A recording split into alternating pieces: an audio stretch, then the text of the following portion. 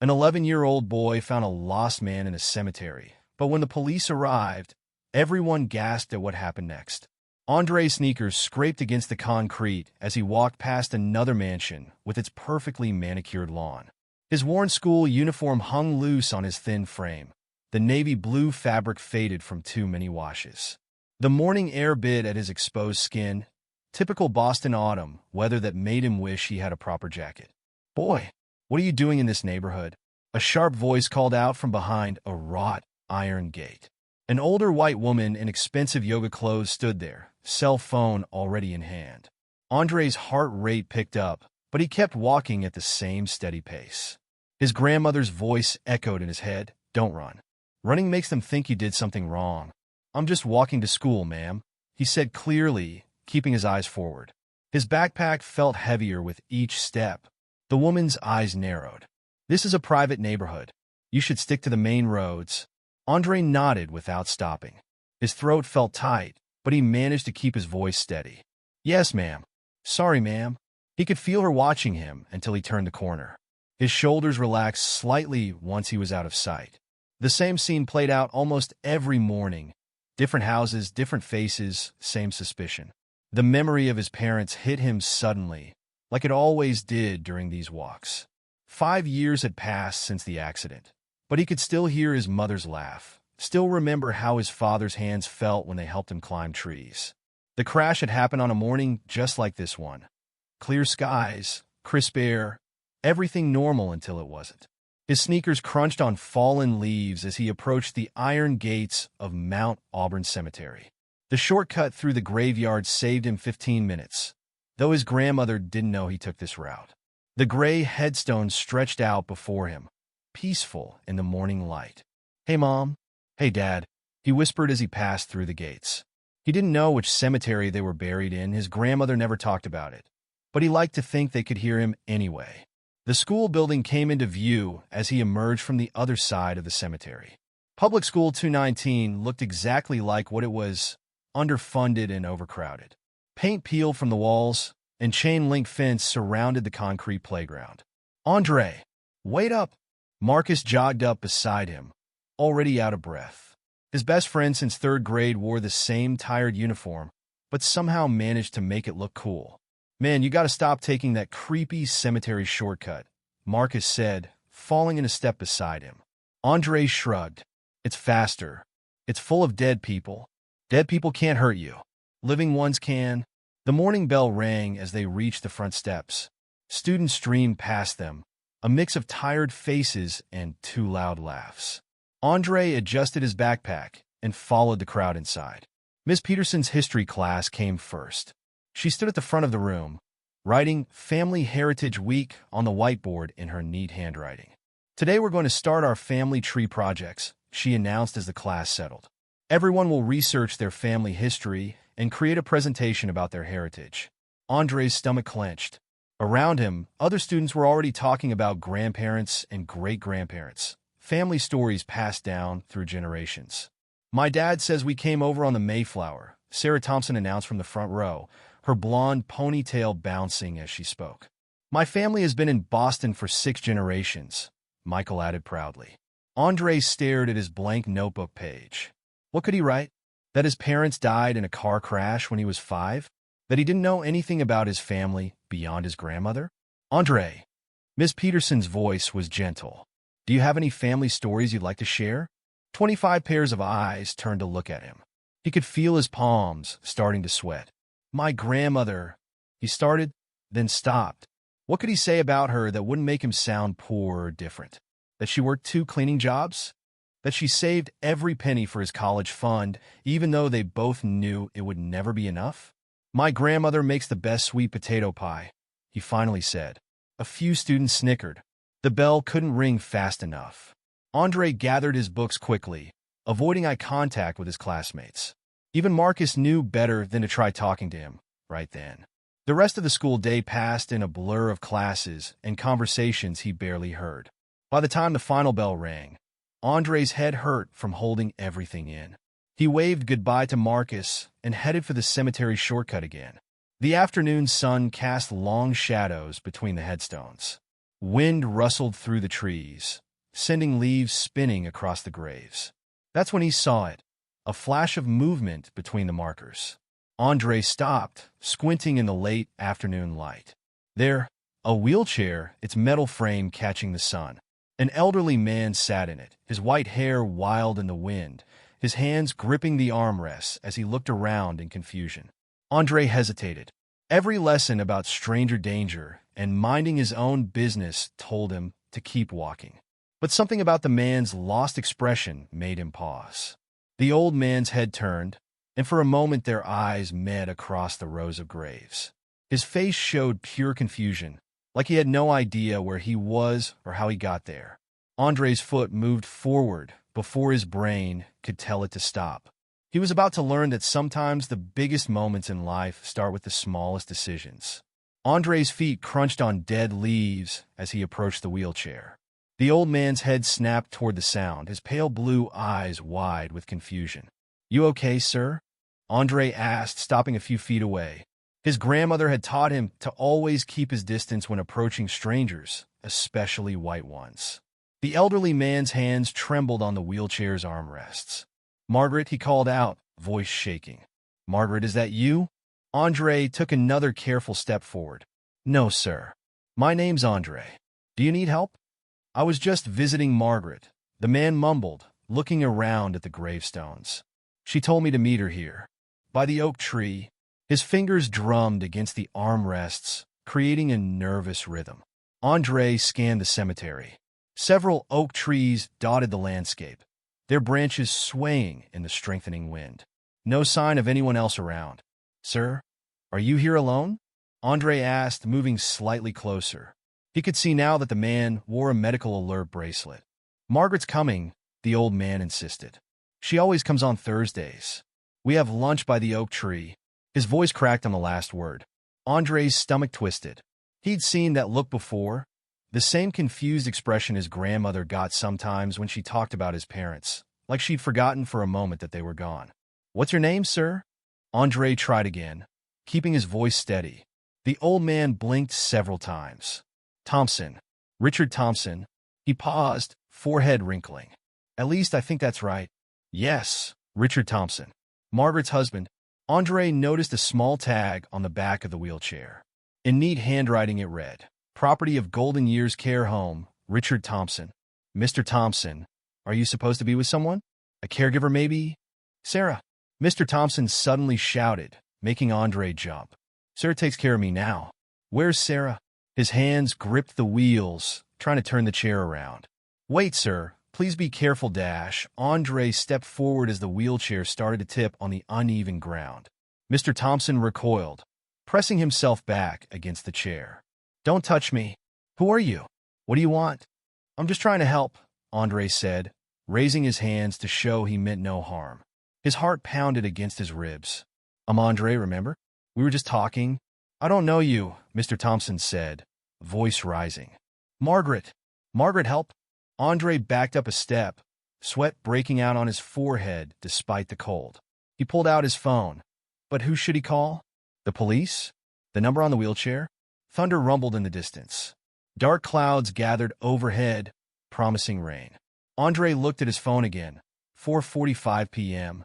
His grandmother would start worrying soon if he didn't get home. "Please, sir, let me help you find Sarah." Andre tried again. "It's going to rain?" Mr. Thompson's eyes darted around wildly. "I need to find Margaret. She's waiting by the oak tree. She always waits by the oak tree."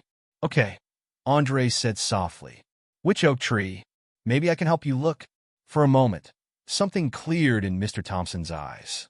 "The one where we had our first picnic. 52 years ago."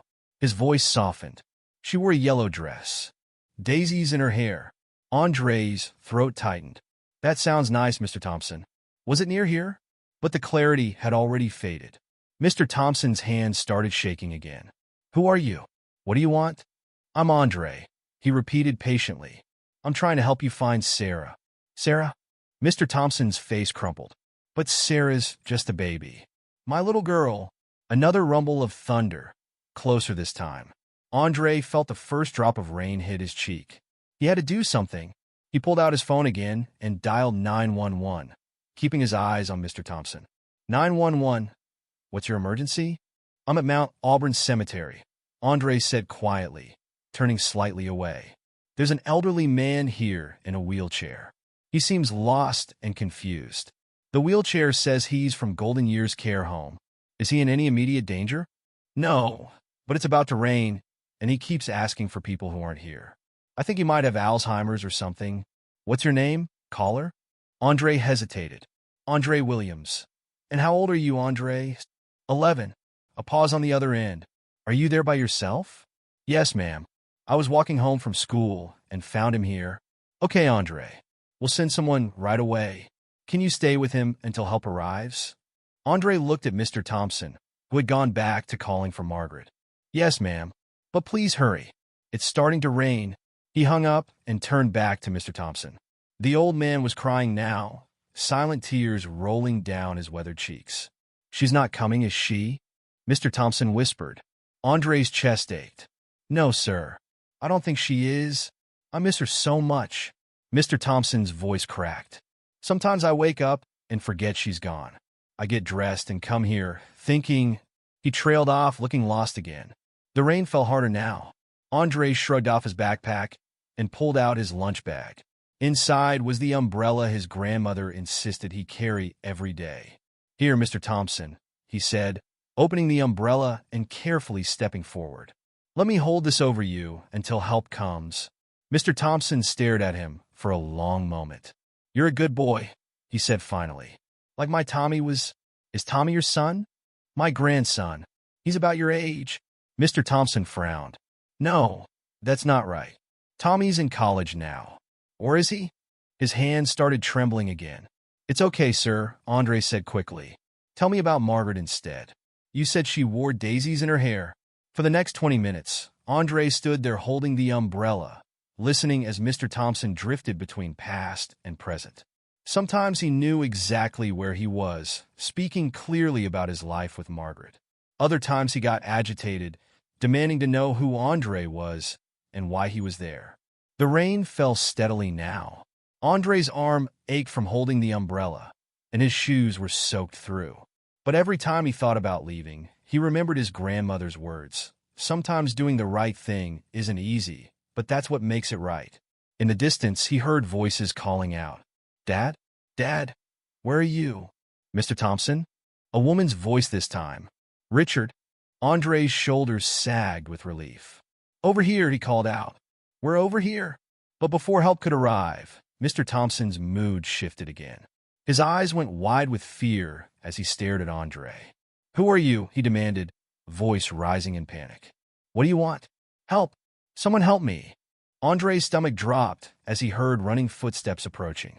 He knew what this must look like. A young black kid, alone with a confused elderly white man in a deserted cemetery. The storm clouds grew darker overhead, and Andre realized his simple act of kindness was about to become something much more complicated. Help! Thief! Mr. Thompson's voice echoed through the cemetery. Someone help! Andre's hands shook as he slowly backed away, still holding the umbrella over the old man. Please, Mr. Thompson, I'm just trying to help Dash get away from my father. A man's voice boomed from behind him. Andre turned to see a tall man in an expensive suit running toward them, his leather shoes splashing through puddles. Behind him, a woman in scrubs struggled to keep up. Don't move, the man shouted at Andre. I didn't do anything, Andre said, his voice cracking. I found him here. I called 911. Dad, are you okay? The man reached the wheelchair, putting himself between Andre and Mr. Thompson. Did he hurt you? Tommy? Mr. Thompson looked confused again. No, Tommy's at baseball practice. The woman in scrubs caught up, breathing hard. Mr. Thompson, it's Sarah, your caregiver. You wandered off during our walk. Where's Margaret? Mr. Thompson asked, looking around wildly. The man in the suit turned to Andre, his face hard. What were you doing with my father? Andre swallowed hard. He was lost. I saw him from the path.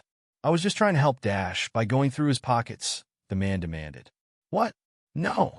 I gave him my umbrella because it started raining. I called 911. Check my phone. More footsteps approached. Andre's heart sank as he saw two police officers walking quickly toward them, hands resting on their belts. "That's him," someone called out. Andre turned to see a woman with a phone pointed at him, the same one who'd questioned him that morning in front of her house. "I saw him skulking around the neighborhood earlier." The officers picked up their pace. "Everyone stay where you are." Andre's legs trembled. He wanted to run, but his grandmother's voice held him in place. "Running makes them think you did something wrong." "Officers, I caught this boy harassing my elderly father," the man in the suit said. "He has Alzheimer's." "That's not true," Andre protested. "I was helping him. I called you." "We did receive a 911 call," one officer said, pulling out a notebook. "From a young man named Andre Williams?" "That's me," Andre said quickly. "I called as soon as I found Mr. Thompson. He was lost and confused. Ask Sarah." The caregiver looked up from where she was checking Mr. Thompson's medical alert bracelet. I don't know what happened. Mr. Thompson wandered off during our walk. He does that sometimes when he's having a bad day." Thunder cracked overhead. The rain fell harder now, drumming against Andre's umbrella, which still sheltered Mr. Thompson. "He's a thief," the woman with the phone called out. More people had gathered at the edges of the scene, watching. "I saw him this morning, casing the houses. I was walking to school." Andre's voice broke. "I take this shortcut every day." "Through a cemetery?" the second officer asked, eyebrow raised. "It saves 15 minutes, Andre said. "My grandmother works 2 jobs. She can't drive me." "A likely story," the man in the suit scoffed. "Father, did this boy try to take anything from you?" Mr. Thompson looked around in confusion. "Margaret? Is Margaret here?" "Sir," the first officer approached Andre. "I'm going to need you to put your hands where I can see them." Andre's stomach lurched. "Please just check my phone. I called 911. I was trying to help." "Hands where I can see them," the officer repeated, more firmly this time. Slowly, Andre raised his hands, still gripping the umbrella over Mr. Thompson. Rain soaked through his uniform. "Can I get my phone?" he asked carefully. "It's in my right pocket. The 911 call is right there." The officer nodded slowly. Very slowly, Andre reached for his pocket with his free hand. "He's got a weapon," someone shouted. "No." Andre froze. "It's just my phone." "On your knees," the second officer ordered, hand moving to his gun. Tears mixed with rain on Andre's face as he started to kneel. The umbrella tilted, exposing Mr. Thompson to the rain. "Wait!" Sarah's voice cut through the chaos. "Look at his umbrella." Everyone turned to look. Andre still held the small blue umbrella carefully over Mr. Thompson, even as he knelt in the mud. "If he was trying to rob Mr. Thompson," Sarah said slowly, "why is he still keeping him dry?" A moment of silence fell, broken only by the sound of rain. "The boy." Mr. Thompson's voice was suddenly clear. "The boy helped me. Andre. His name is Andre." The suited man turned to his father. "Dad, do you remember what happened?" "I was looking for Margaret," Mr. Thompson said. "By the oak tree. I got lost. The boy found me. He was kind." His face clouded again. "Where's Margaret?" The first officer lowered his hand from his belt. "Son, why don't you tell us exactly what happened?" Andre took a shaky breath, still holding the umbrella steady. "I was walking home from school. I always cut through here to save time. I saw Mr. Thompson looking lost, so I asked if he needed help. He kept asking for Margaret. I tried to help him find Sarah, but he got confused. So I called 911. "Check the boy's phone," Sarah urged. "The 911 call should be there." The officer took Andre's phone, scrolling through the recent calls. His face changed. "There's a call to 911 at 4:45 p.m. Dispatch confirms it matches. But I saw him this morning," the woman with the phone insisted. "In front of my house. Walking to school," Andre said quietly. "Like I do every day. You can ask my teachers at Public School 219. Ask my friend Marcus. Ask my grandmother. She works as a cleaner at the Morgan Building downtown." The suited man's face softened slightly. "The Morgan Building? My law firm is there." Andre nodded miserably, rain dripping from his hair. "She works the evening shift. That's why I have to walk home. She can't pick me up." Sarah stepped forward. "Officers, I can confirm Mr. Thompson went missing during our afternoon walk. We've been searching for almost an hour. This boy, he may have saved Richard from wandering into traffic, or worse. The first officer sighed. All right, son. You can stand up. Andre rose slowly, legs shaking, still keeping the umbrella over Mr. Thompson. I think, the officer continued, we've had a misunderstanding here. A misunderstanding? The suited man repeated. He looked at Andre, then at his father, who was humming quietly to himself. Yes, I suppose we have. The crowd began to disperse, muttering among themselves. The woman with the phone hurried away without meeting anyone's eyes. Andre, Sarah said gently, thank you for staying with Mr. Thompson. Not many people would have done that. Andre's shoulders sagged with relief. I just did what my grandmother would have wanted. Your grandmother sounds like a wise woman, the suited man said. He cleared his throat. I apologize for jumping to conclusions. Sirens wailed in the distance, the ambulance finally arriving to check on Mr. Thompson. Can I? Andre's voice wavered. Can I go home now? My grandmother will be worried. The officer nodded. We'll need a statement, but it can wait until tomorrow. Do you need a ride? Andre shook his head. It's not far. I just need my umbrella back. Keep it over him until the ambulance comes, Sarah said. You've done such a good job so far. So Andre stood there in the rain, holding his small blue umbrella over an old man who kept asking for his wife, watching as red and white lights approached through the storm. His grandmother was going to worry when he got home late and soaking wet. But somehow, he thought she'd understand. After all, she always said doing the right thing wasn't supposed to be easy. He didn't know it yet, but this rainy afternoon in the cemetery was about to change everything. Red and blue lights painted the wet gravestones as the ambulance pulled up to the cemetery gates. Andre's arms ached from holding the umbrella, but he didn't move. Mr. Thompson had fallen silent, staring at the flashing lights. They're here to help, Mr. Thompson, Andre said softly. Everything's okay now. Two paramedics jogged toward them, carrying medical bags. Rain dripped from their yellow jackets. Richard Thompson? The female paramedic asked, kneeling beside the wheelchair. I'm Lisa. We're going to check you out. Make sure you're okay. Mr. Thompson grabbed Andre's wrist suddenly. Don't leave, he said, voice clear again. Please. You're a good boy. I'll stay, Andre promised, even though his soaked clothes were starting to make him shiver. The male paramedic pulled out a blood pressure cuff. Sir, has anything like this happened before? He wanders sometimes, Sarah explained, but never this far. Usually just around the care home grounds. The suited man, Mr. Thompson's son, stepped forward. Will he need to go to the hospital? We should check him over, Lisa said. The stress and exposure to rain. No hospital, Mr. Thompson said firmly. I need to wait for Margaret. Andre felt the old man's grip tighten on his wrist. Dad, his son said gently, Mom's not coming. Remember? She passed away 3 years ago. Mr. Thompson's face crumpled. No, she was just here, by the oak tree. BP's a bit high, the male paramedic reported. Temperature's normal, though. A black SUV pulled up behind the ambulance. 2 more people got out.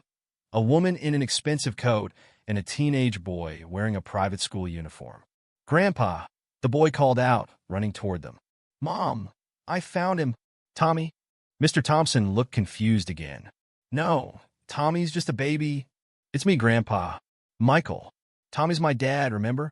Andre tried to step back, but Mr. Thompson wouldn't let go of his wrist. The whole Thompson family was here now, watching him. What's he still doing here? The woman in the coat asked, looking at Andre suspiciously. Mom, Michael said, that's the kid who helped Grandpa. Helped him? She turned to her husband, the suited man. James, what's going on? James Thompson ran a hand through his wet hair. It's complicated, Karen.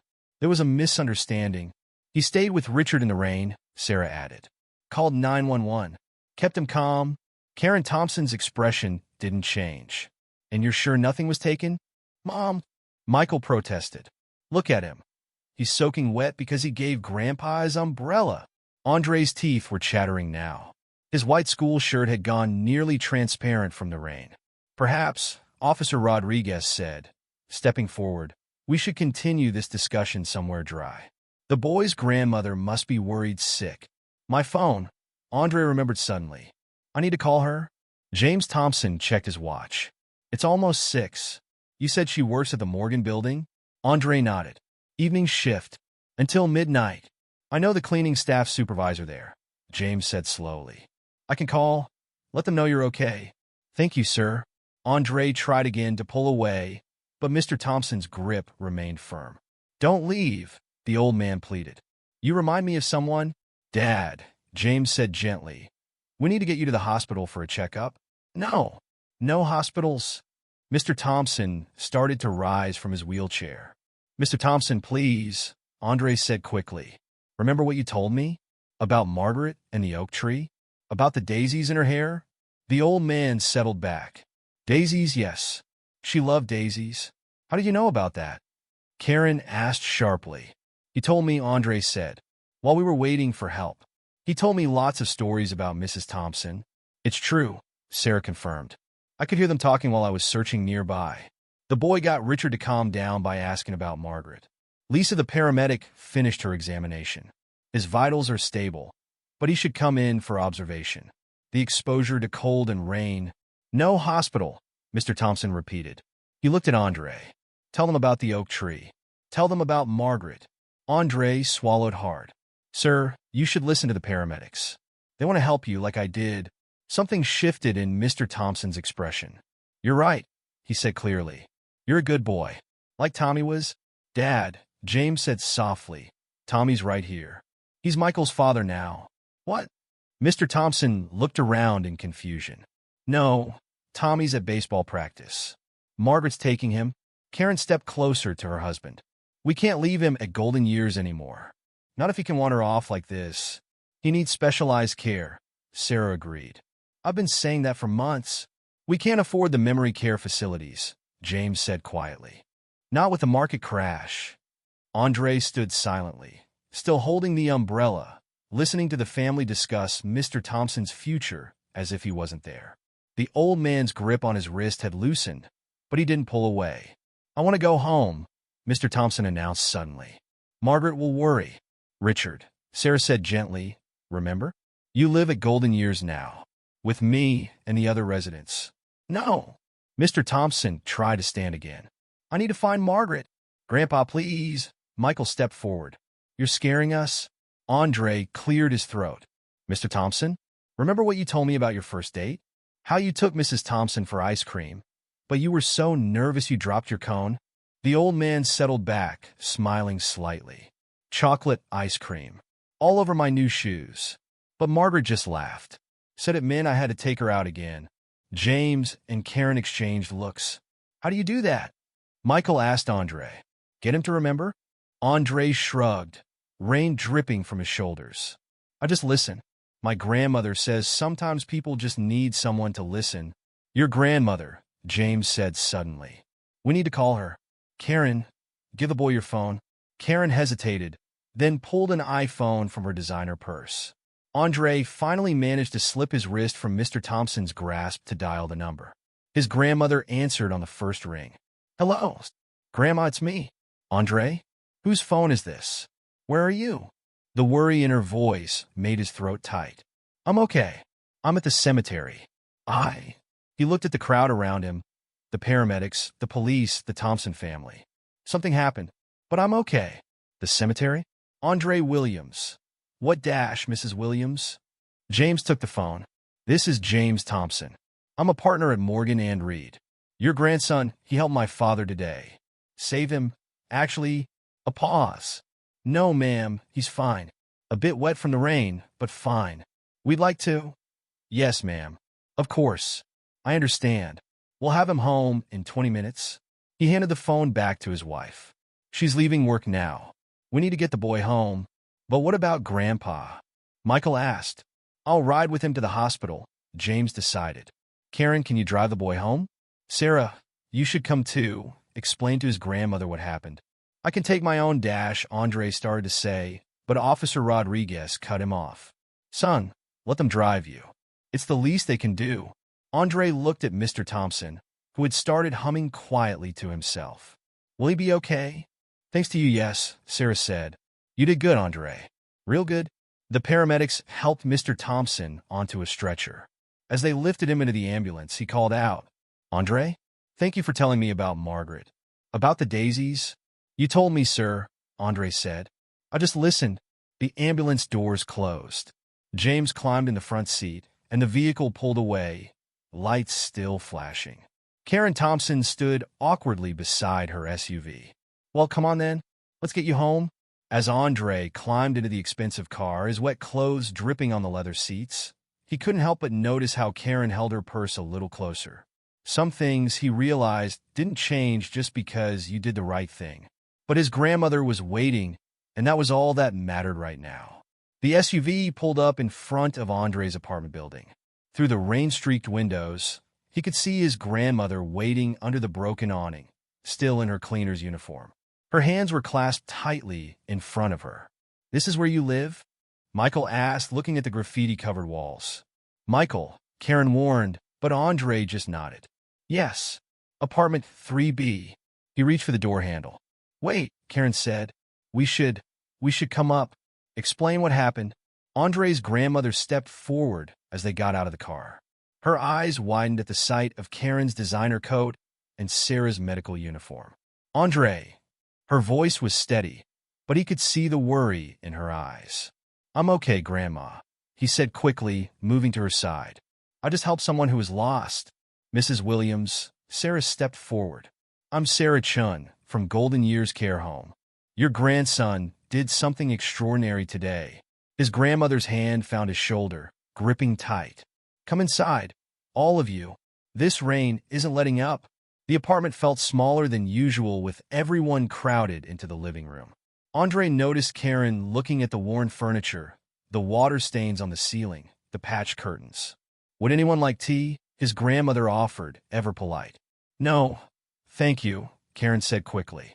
"We just wanted to explain about Richard, my father-in-law."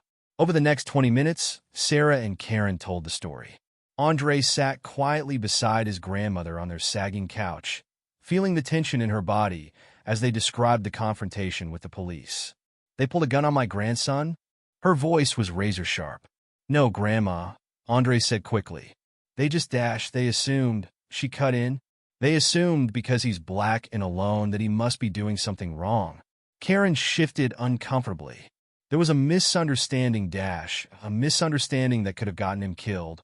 The room fell silent except for the sound of rain against the windows. "You're right," Sarah said finally. "What happened was wrong. But Andre, he never ran. He never stopped trying to help Mr. Thompson, even when everyone was against him." Andre felt his grandmother's hand relax slightly on his shoulder.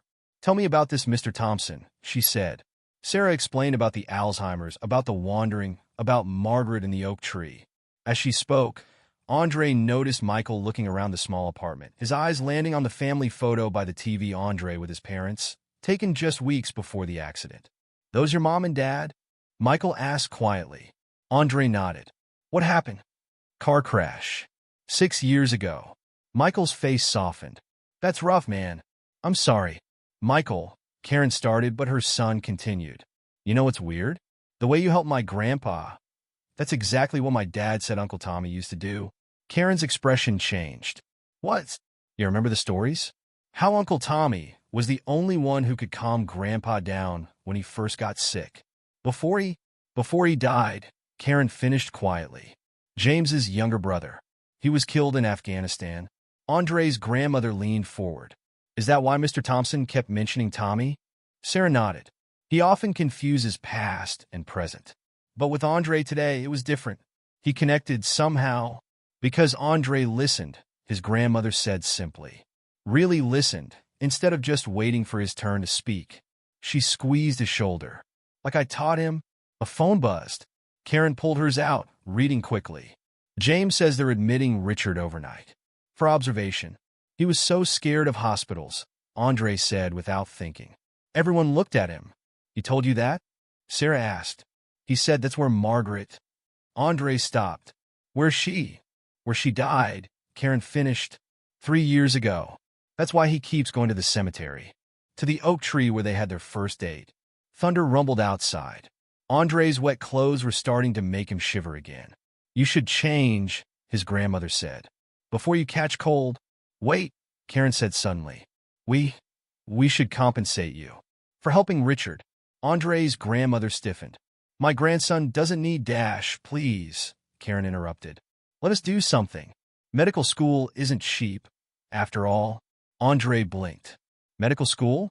Isn't that why you want to be a doctor? To help people like you helped Richard? Andre looked at his grandmother, then back at Karen. I never thought about medical school. We can't afford it? Karen's voice was gentler now. What if you could? His grandmother stood up. Mrs. Thompson Dash, no, listen. James and we've been looking for a way to honor Tommy's memory. He wanted to be a doctor too, before. She swallowed hard.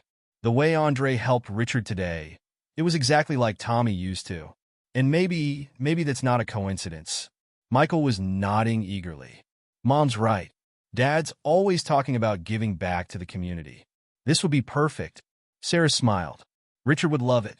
On his clear days, he still talks about how proud he was of Tommy's dreams. We can't accept charity, Andre's grandmother said firmly. It's not charity, Karen replied. It's an investment in someone who's already proven he has what it takes to be a healer. Andre's heart was pounding. But that's years away. I'm only 11. Then we'll start a college fund, Karen said. Add to it over time. By the time you're ready for medical school, his grandmother sat back down heavily. You're serious about this? As serious as Andre was about helping a confused old man in the rain, Karen's voice cracked slightly. My father-in-law, he's been slipping away from us piece by piece. But today, for a few minutes, Andre brought him back. How do you put a price on that? The room fell quiet again. Andre could hear the rain letting up outside, the thunder moving away. What do you think, baby? His grandmother asked softly. Is that something you'd want? To be a doctor? Andre thought about Mr. Thompson's confusion, his fear, his grief for Margaret. He thought about how good it felt to help, to make a difference, even just for a moment. Yes, he said finally. I think I would. Then it's settled, Karen declared, but his grandmother held up a hand. Not quite. First, we need to talk about how you treated my grandson before you knew who he was. About the assumptions you made. Karen's face flushed. Mrs. Williams Dash, because if you're going to be in his life, in our lives for the next several years, some things need to change. Michael grinned. Mom's about to get schooled. Michael! But Karen's voice held a hint of a smile. Outside, the rain had stopped completely. Through the window, Andre could see the clouds breaking up, letting through the last rays of sunset. Sometimes he realized the storms in life cleared away to reveal something unexpected. Something hopeful, like an oak tree, standing strong after the rain. The next morning, Andre's shoes squeaked against the hospital's polished floor as he followed James Thompson down the white corridor. His grandmother walked beside him, her back straight, her Sunday dress pressed perfect despite the early hour. Richard's been asking for you, James said over his shoulder. He had a clear morning. The doctors say it happens sometimes. Periods of complete lucidity after episodes like yesterday. They stopped outside room 412. Through the window, Andre could see Mr. Thompson sitting up in bed, looking out at the morning sun. He seemed smaller somehow, without his confusion and fear. Andre, Mr. Thompson's face lit up as they entered. And this must be your grandmother. Please come in. Andre's grandmother stepped forward, extending her hand. Grace Williams, Mr. Thompson. Your family tells me my grandson helped you yesterday. Help me? Mr. Thompson smiled. That boy saved me. In more ways than one. He patted the edge of his bed. Come, Andre. Sit. I want to tell you about Tommy. James Thompson inhaled sharply. Dad, you don't have to dash. Yes, I do. Mr. Thompson's voice was firm. If this boy is going to carry Tommy's legacy, he needs to know the story. Andre sat carefully on the bed while his grandmother took the chair beside it. James remained standing by the door, his face tight. Tommy was my younger son, Mr. Thompson began. James's brother. He had a gift, could always tell what people needed, even when they couldn't say it themselves. Just like you did yesterday. I just listened, Andre said quietly. Exactly. That's what Tommy did too. When I first got sick, when I started forgetting things, he was the only one who could reach me. He'd sit for hours, letting me tell the same stories over and over, never getting impatient. James made a choked sound by the door. He wanted to be a doctor, Mr. Thompson continued. Said he wanted to help people find their way back to themselves. But then the war came. Dad, James stepped forward. You don't need to dash. He died in Afghanistan, Mr. Thompson said firmly.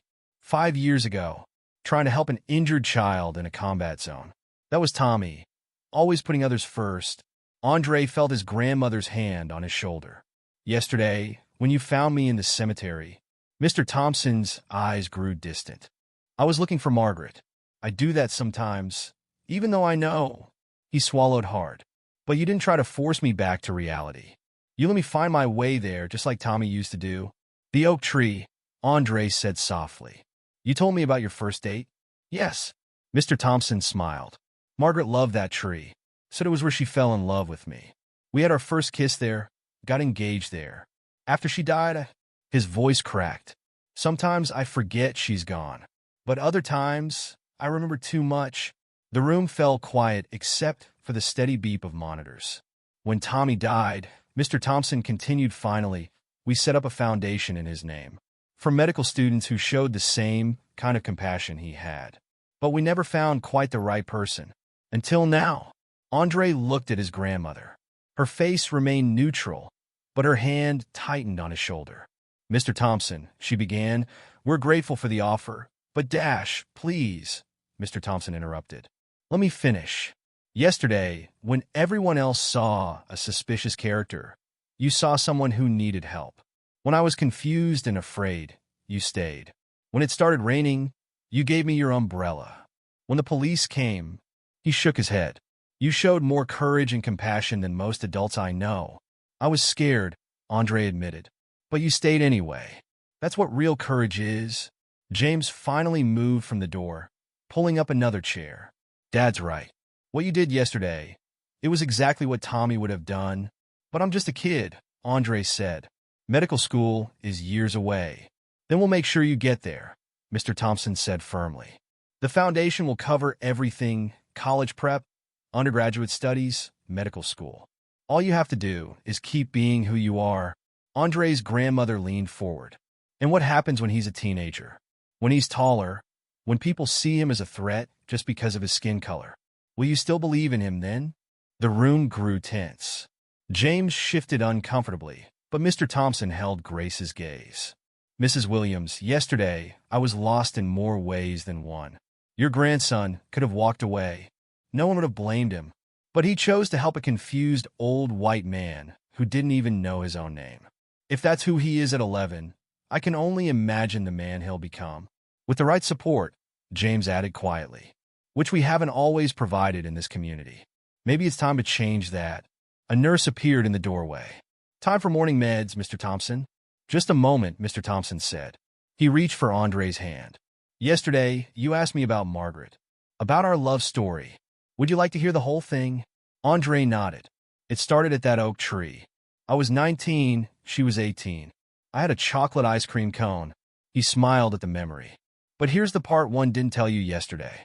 When I dropped that cone, when I was standing there mortified with ice cream all over my new shoes, Margaret didn't just laugh.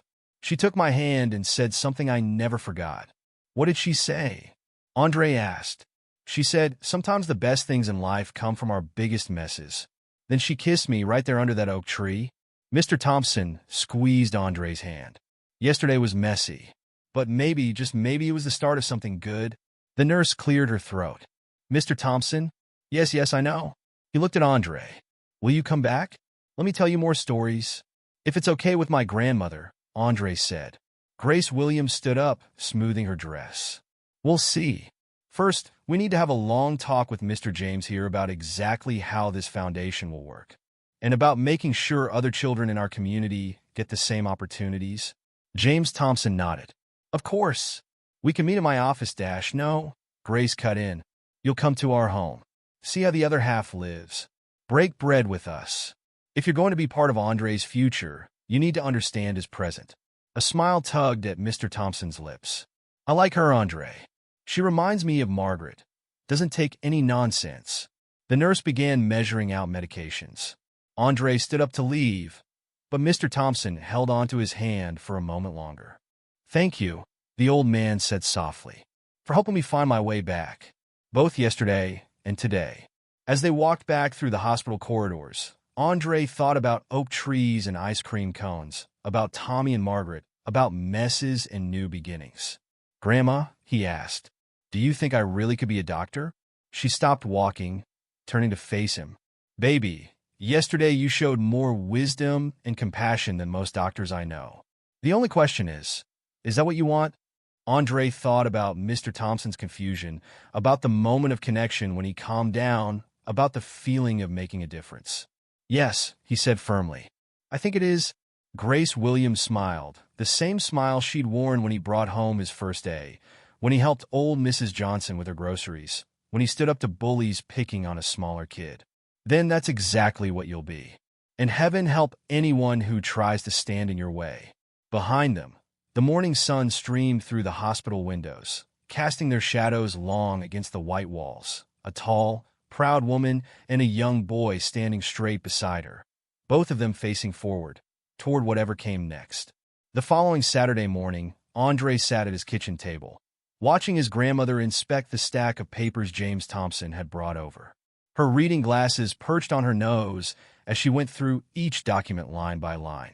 This all seems very thorough, she said finally, looking up at James, who sat across from them in his weekend casual clothes, which still probably cost more than their rent. The Foundation's lawyers made sure everything is properly structured, James replied.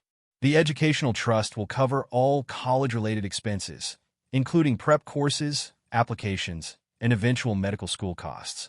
Andre's hands fidgeted under the table. The amount of money they were talking about made his stomach feel weird. And the community initiative, his grandmother pressed. James nodded, pulling out another document. As discussed, we're establishing a parallel program for other students in the neighborhood. College preparation, mentoring, internships. We're calling it the Tommy Thompson Memorial Scholarship. A knock at the door made them all look up. Karen Thompson stood there with Michael and, to Andre's surprise, Mr. Thompson in his wheelchair. Sorry we're late, Karen said. Richard insisted on coming. Wouldn't miss this for anything, Mr. Thompson smiled. Sarah, his caregiver, pushed his wheelchair up to the table. How are you feeling, sir? Andre asked. Better, thanks to you. Mr. Thompson reached into a bag hanging from his wheelchair. I brought something to show you. He pulled out an old photo album, its leather cover cracked with age. With slightly shaking hands, he opened it to a marked page. There, he said, pointing to a yellowed photograph. That's Tommy. Andre leaned forward. The photo showed a young man in an army uniform, his arm around a younger version of James. He had the same kind smile Mr. Thompson sometimes showed in his clearer moments. He was 26 when this was taken, Mr. Thompson said softly. 3 months before. Karen quickly stepped forward. Richard, you don't have to dash, yes I do. Mr. Thompson's voice was firm. Andre needs to understand why we're doing this. He turned the page to another photo, this one of Tommy in hospital scrubs, standing outside what looked like a clinic. Before he enlisted, Tommy volunteered at free clinics. Said he wanted to understand what it meant to really help people before starting medical school. Mr. Thompson looked at Andre. He would have liked you. Andre's grandmother put down her pen. Mr. Thompson, while we appreciate the sentiment, Mrs. Williams. Mr. Thompson interrupted, please. Let me show you one more thing. He carefully turned to the back of the album. There, protected by clear plastic, was a letter. The paper had been folded and unfolded so many times the creases were starting to tear. Tommy's last letter home, Mr. Thompson explained. He wrote it the day before. He swallowed hard. Well, would you read it, Andre? With careful hands, Andre took the fragile paper. The handwriting was neat but rushed, like the writer had been in a hurry. Dear Mom and Dad, quick note from the field hospital. Today I helped treat a local kid, couldn't have been more than 12. Got caught in crossfire, but he's going to make it. Watching him recover, seeing his family's relief, it reminded me why I wanted to be a doctor in the first place. Remember how we always talked about setting up that scholarship fund? For kids who want to help but don't have the means? I've been thinking we should focus on finding someone who really gets it. Not just the medicine part, but the human part.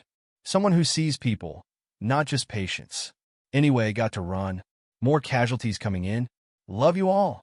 Tell James to stop working so hard. Life's too short. Tommy, the room was silent when Andre finished reading.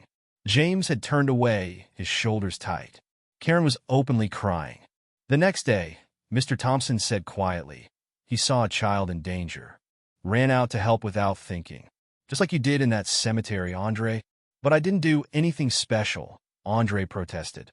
I just dash. You saw someone who needed help, Mr. Thompson finished. And you helped? Simple as that. Andre's grandmother cleared her throat. The difference is Andre wasn't in a war zone. Wasn't he? Mr. Thompson asked softly. A young black boy, alone with a confused old white man. Police approaching with hands on their weapons. He shook his head. Seems like a war zone to me. The room grew very still. Even Michael, who had been fidgeting by the window, stopped moving. You remember that part? Andre asked carefully. I have Alzheimer's, son. I forget things, get confused, but I have clear moments too. And I remember you standing there, hands raised, still trying to keep me dry with that little blue umbrella. Mr. Thompson's eyes were sharp now, fully present. I remember thinking, this is exactly what Tommy would have done. James finally turned back to the table, his face composed again. That's why this isn't charity. Mrs. Williams, this is about honoring two things. Tommy's last wish and Andre's actions that day. Andre's grandmother picked up her pen again. And the community initiative? That wasn't part of Tommy's wish. No, Karen spoke up. That was my idea. She met Grace's steady gaze. You were right what you said at the hospital. About assumptions and opportunities. This is our chance to do better. Sarah, who had been quietly observing, stepped forward. If I may, I've worked with elderly patients for 15 years. What Andre did, the way he handled Mr. Thompson's confusion, his patience, his instinct for what was needed, that can't be taught. That's a gift. Like Tommy had, Mr. Thompson nodded. A gift that should be nurtured, James added. With the right support and opportunities, Andre looked at his grandmother. Her face remained stern, but he could see the slight tremor in her hands as she reviewed the papers again. The foundation will cover everything, she asked. College prep? Applications? Medical school? Everything, James confirmed. And living expenses too. Andre should focus on his studies, not working part-time jobs. And the community program? We'll start this summer. We're already talking to local schools about identifying candidates. Grace Williams picked up her pen one final time. Andre, this is your decision, baby. Is this what you want? Andre looked around the small kitchen, at James Thompson in his expensive casual wear, at Karen wiping tears from her eyes, at Michael giving him a thumbs up from the window, at Sarah's encouraging smile, at Mr. Thompson holding Tommy's last letter. But mostly he looked at his grandmother, who had worked 2 jobs since his parents died, who had never once let him see her cry, who had taught him that doing the right thing mattered more than doing the easy thing. Yes, he said firmly. This is what I want.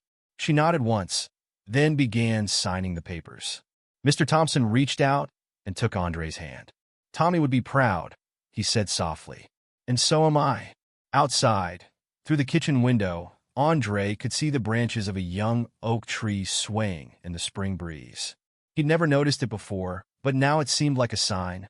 Sometimes the best things in life really did come from the biggest messes. Monday morning came with a different kind of tension. Andre stood outside the Thompson house, not the care facility, but their actual family home. The 3-story Victorian loomed over him, its manicured lawn still wet with morning dew. Come on up, Michael called from the front door. Mom's making breakfast. Andre climbed the steps slowly, his new backpack feeling strange on his shoulders. The Thompsons had insisted on buying him proper school supplies yesterday. Everything from new notebooks to a laptop for future studies. Inside, the house smelled like bacon and coffee. Karen Thompson stood at a massive kitchen island, wearing an apron over her designer clothes. Andre, right on time. She gestured to a stool. Sit. You need a good breakfast before school. I already ate dash, Andre started. Humor me, Karen said, sliding a plate of pancakes in front of him. James is picking up Richard from Golden Years. They'll be here soon. Andre took a small bite. The pancakes were perfect, fluffy and warm, nothing like the quick cereal he usually had. So, Karen continued, trying to sound casual. How does your grandmother feel about the new arrangement? Andre carefully swallowed before answering. She's adjusting. The truth was more complicated. His grandmother had spent hours last night reviewing the foundation documents again, muttering about strings attached and pride versus opportunity. Michael plopped down beside him with his own stack of pancakes. Did you tell your friends at school yet? About the medical school thing? Not yet. Andre pushed a piece of pancake around his plate. He hadn't even told Marcus. The front door opened, and James's voice carried into the kitchen. Look who's ready for breakfast. Mr. Thompson rolled in, Sarah behind him. He looked better than he had in the hospital, clean-shaven, wearing a crisp button-down shirt. Andre. His face lit up. I was hoping you'd be here. Good morning, Mr. Thompson. Richard, he corrected. After what you did, I think we can use first names. Karen set more plates on the island. Sarah, you'll join us? Oh, I shouldn't sit, Karen insisted. We're all family here now. The word hung in the air. Andre focused on his pancakes, not sure how to respond. Speaking of family, James said, helping his father with his napkin, the foundation board meets next week. They want to announce the community initiative. Already? Andre looked up. No time like the present. James pulled out his phone. The local paper wants to do a story. They're calling it Young Hero Inspires Medical Scholarship Program. Andre's stomach clenched. A newspaper story? It's good publicity for the foundation, Karen explained. Plus, it might inspire other families to contribute. But Andre put down his fork. People will know. At school, the kitchen went quiet. Even Michael stopped eating. Isn't that good? Karen asked carefully. Your classmates will dash. They'll think I'm different, Andre said quietly. Special. You are special, Mr. Thompson said firmly. What you did dash. I don't want to be special. The words burst out louder than Andre intended. I just want to be normal. Sarah leaned forward. Andre, as someone who works in healthcare, let me tell you, what you have isn't just special. It's rare. That instinct for helping, for understanding, it's a gift. But what if I'm not good enough? The fear that had been building finally spilled out. What if I let everyone down? Ah, Mr. Thompson said softly. Now we get to it. James put down his phone. Andre, do you know why Tommy joined the army instead of going straight to medical school? Andre shook his head. Because he was scared too. Scared he wasn't good enough. That he'd fail. That he'd disappoint everyone. James smiled sadly. But in the army, he found out something important. Being brave doesn't mean not being scared. It means doing what's right anyway. Like you did in the cemetery, Michael added. Andre pushed his plate away. That was different, was it? Mr. Thompson asked.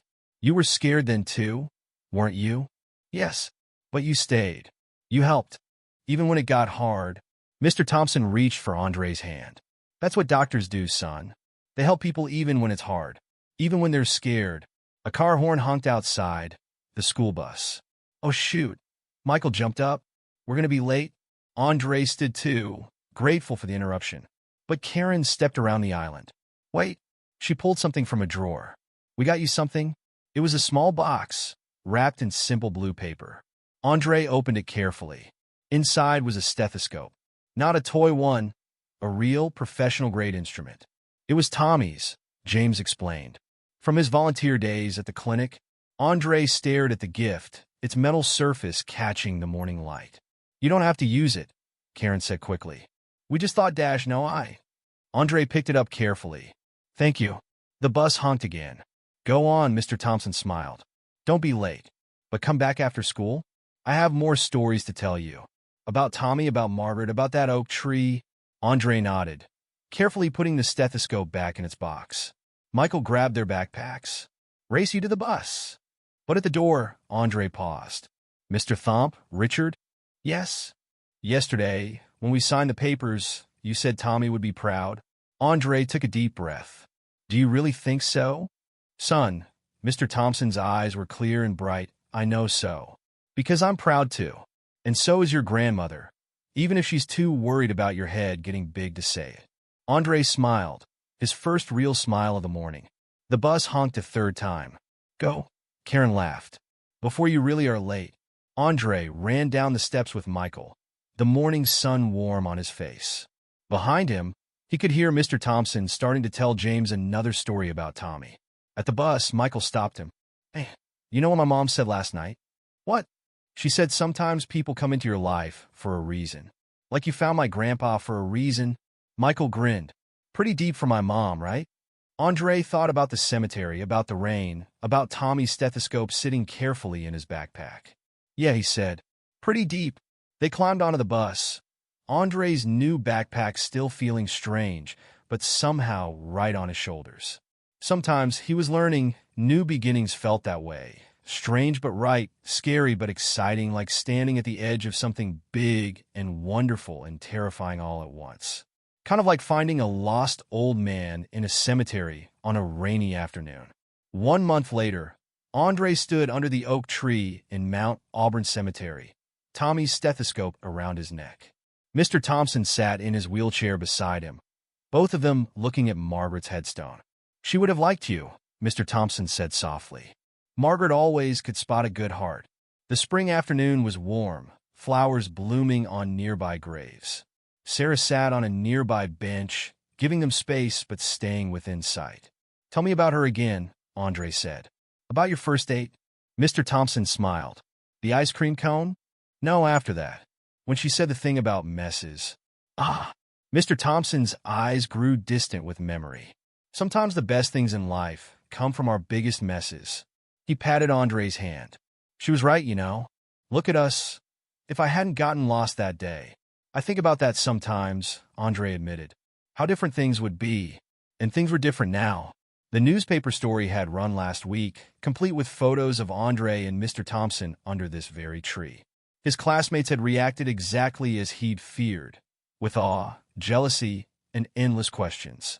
But Marcus had just punched his arm and said, About time somebody noticed how awesome you are.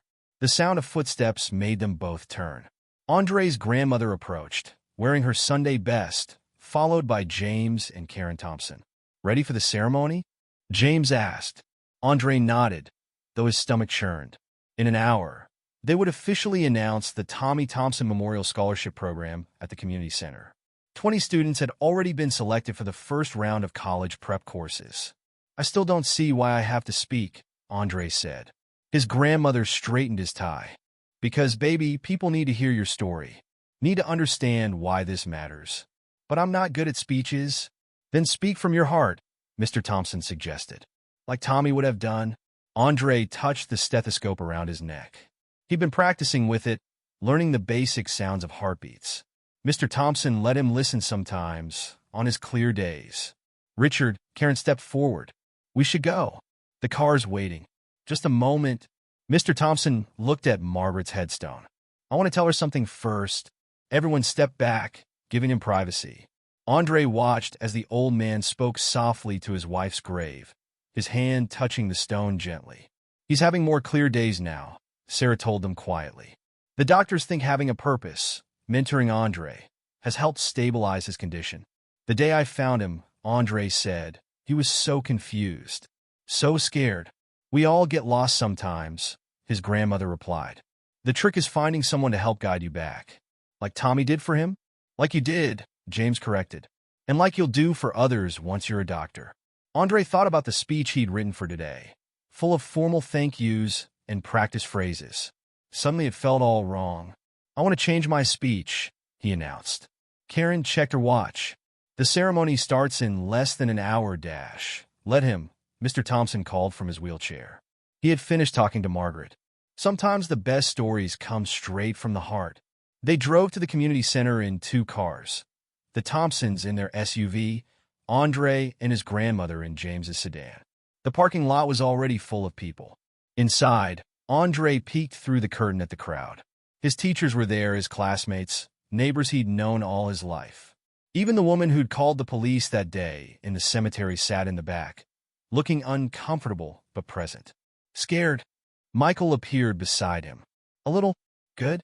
Dad says that means it matters.